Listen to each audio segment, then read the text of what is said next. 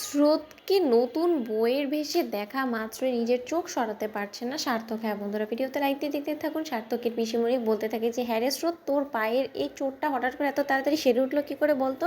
নিশ্চয়ই তোর বর কাল খুব যত্নার্তি করেছে তোর, তার জন্যই তুই এত তাড়াতাড়ি তুই রিকভার করতে পেরেছিস, তাই তো? তখন এই কথা বলা মাত্র সার্থকের কথা শুনে স্রোত অবাক হয়ে যায় আর বলতে থাকে যে পিসিমণি তুমি কী করে জানলে? তখন এই কথা বলা মাত্র সার্থকের পিসিমণি বলতে থাকে যে ওরে দেখ, পিসিমণির চুলগুলো কিন্তু বাতাসে পাকেনি, বুঝেছিস তো?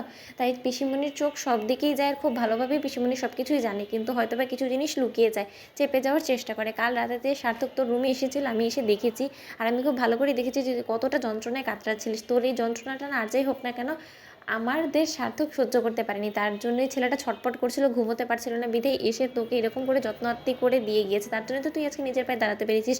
চল এখন আর কোনো রকম কোনো সময় লস না করে তুই তাড়াতাড়ি তৈরি হয়ে নিচে চলে আয়, তারপরে তোদের ভাত খাবার অনুষ্ঠান তো আছে আজকে, গোটা একটা দিন জুড়ে অনেক বেশি ঝক্কি যাবে তোর উপর দিয়ে। তার থেকেও বড় কথা, সন্ধ্যের দিকে তারপর তোর বাড়ির লোকেরা চলে আসবে, তাদের সাথে দেখা করতে হবে তো, তাই না?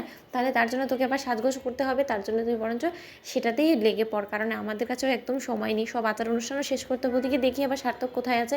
এ কথা বলা মাত্র সার্থক হঠাৎ করেই স্রোতকে নববধূ রূপে দেখা মাত্র সার্থক চমকে উঠে আর বলতে থাকে যে কি অপরূপ সুন্দরী না লাগছে স্রোত তোমাকে। ওদিকে স্রোত বলতে থাকে যে কি দেখছেন স্যার, এরকম করে বলুন তো। তখন এই কথা বলার মতো সার্থক বলতে থাকে যে কি আবার দেখবো, তোমার মতন মানুষকেই দেখছি, যে যে মেয়ে কি না কলেজে যেতে কোনোদিনও লেট করেনি, সেই মেয়ে আজকে সেজে গুজে বের হতে কতটা সময় লাগিয়ে দিয়েছে। তারপরে তো আমার ভাত খাবার অনুষ্ঠান শেষ হলে পরে ম্যাডাম আমাকে কলেজেও যেতে হবে, তাই না? আপনি কি সেটা ভুলে গিয়েছেন? দেখো স্রোত, তুমি এই বিয়েটাকে সিরিয়াসলি নিয়ে নিও না, তাহলে হয়তো বা শেষে গিয়ে তুমিই কষ্ট পাবে। তখন এই কথা বলার মতো স্রোত বলতে থাকে যে স্যার সবে তো মাত্র একটা দিন হলো, একটা বছর কাটানো তো আরও অনেকটা দূরে, তাই না? তাহলে এখনই সব কিছু ভেবে নিলে কি করে হয়? আমি এত তাড়াতাড়ি হাল ছেড়ে দেওয়ার মেয়ে নয়, আমি এই সম্পর্কটাকে আমার সর্বস্ব দিয়ে হলেও টিকিয়ে রাখার চেষ্টা করব। যেখানে আপনি বারবার করে সম্পর্ক থেকে দূরে সরার চেষ্টা করবেন, ঠিক ততবারই আমি আপনাকে এই সম্পর্কের মধ্যে টেনে হিচড়ে আমার কাছে আগলে রাখার চেষ্টা করব, সে যাই হয়ে যাক না কেন। ওদিকে সাধকের বিষয়মণি বলতে থাকে যে এরকম করে টুকুর টুকুর করে নিজের বউকে দেখলেই হবে?